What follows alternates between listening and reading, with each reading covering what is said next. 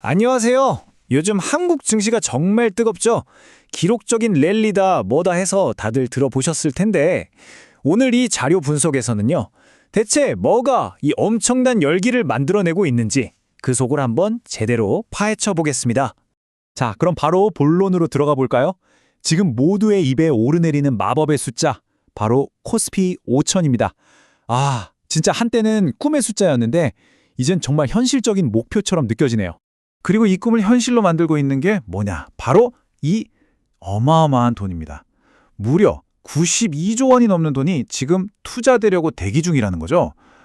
이야, 이건 뭐 진짜 전례 없는 규모예요. 근데 이게 단순히 숫자만의 문제는 아닙니다. 지금 시장을 움직이는 더 큰 힘은 어쩌면 이 감정일지도 몰라요. 아, 나만 뒤처지면 어떡하지? 하는 그 불안감. 우리가 흔히 포모, FOMO라고 부르는 바로 그거죠. 이 심리가 전국적으로 퍼지면서 시장을 더 뜨겁게 만들고 있는 겁니다. 아니, 그래서 도대체 무슨 일이 벌어지고 있는 걸까요?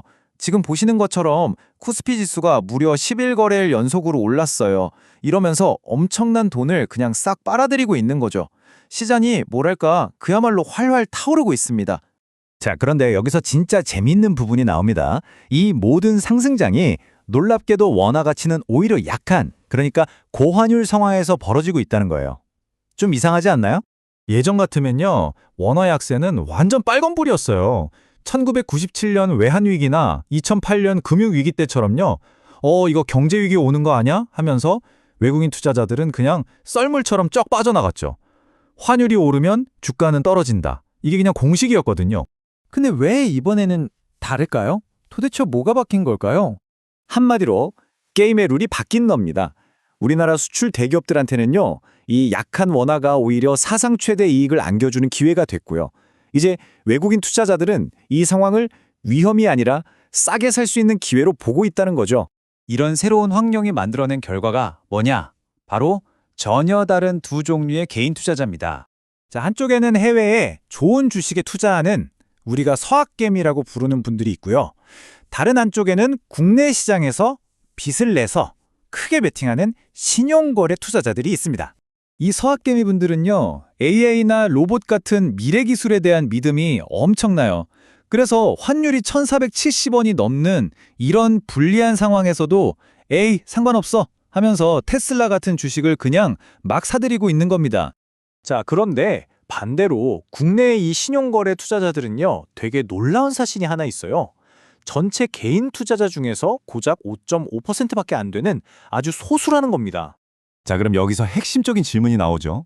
아니, 이렇게 비중도 작은 소수인데 왜 우리가 이분들을 이렇게 중요하게 이야기하고 있는 걸까요? 왜냐하면요, 이분들이 바로 빌린 돈으로 베팅을 하면서 활활 타는 시장에다가 로켓 연료를 들이붓고 있기 때문입니다. 이걸 우리가 신용거래 혹은 마진 트레이딩이라고 부르는데요. 쉽게 말해서 카지노에서 내 돈이 아니라 신용카드로 베팅하는 거랑 똑같아요. 당연히 판돈이 훨씬 어마어마하게 커지겠죠? 그리고 이 그래프가 그 위험성을 정말 적나라하게 보여줍니다.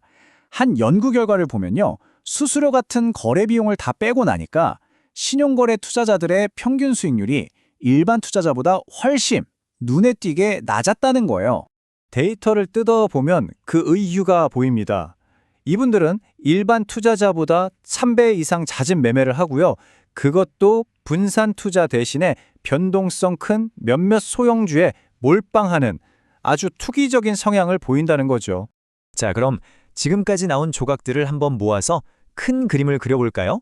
우리가 지금까지 따라온 이야기를 한번 정리해 볼게요. 첫째, 전국적으로 시장 광풍이 불고 있다.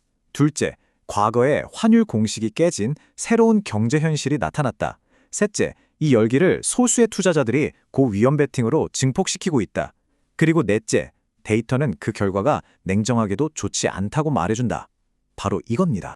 결국 지금의 이 랠리는요, 실제 경제의 체질이 바뀌는 펀더멘탈의 변화에다가 시대를 막론하고 존재하는 인간의 감정이죠. 탐욕과 나만 뒤처질 수 없다는 두려움이 아주 복잡하게 뒤섞인 현상이라고 볼 수 있겠습니다. 그리고 이 모든 분석은 우리에게 마지막, 하지만 가장 중요한 질문 하나를 던집니다. 과연 지금 이 현상은 새로운 경제 시대가 열리는 신호탄일까요? 아니면 그저 이름만 바꾼 우리가 과거에 봐왔던 익숙한 버블일까요? 지금까지 들어주셔서 감사합니다.